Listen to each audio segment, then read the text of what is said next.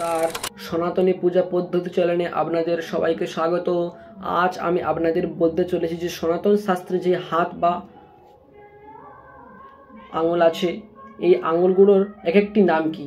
প্রথম যেই বুড়ো আঙুলটা দেখা পাচ্ছেন, এই বুড়ো আঙুলটার নাম হচ্ছে কি বৃদ্ধা আঙ্গুলি। বৃদ্ধা আঙ্গুলি, এটা নাম বৃদ্ধা আঙ্গুলি। তারপরে সেই দ্বিতীয় আঙুলটি আছে, দ্বিতীয় আঙুলটির নাম হচ্ছে কি তর্জনী, এটার নাম তর্জনী। তারপরে সেই তৃতীয় আঙুলটি আছে, এই তৃতীয় আঙুলটির নাম হচ্ছে কি মধ্যমা।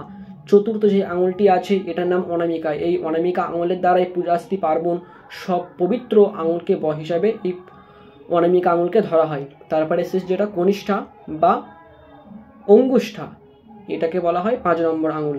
তাহলে আরেকবার বলে দিচ্ছি আমাদের হাতের 5টা আঙুলের নাম: বৃদ্ধাঙ্গুলি, তর্জনী, মধ্যমা, অনামিকা, কনিষ্ঠা বা অঙ্গুষ্ঠা। নারায়ণ।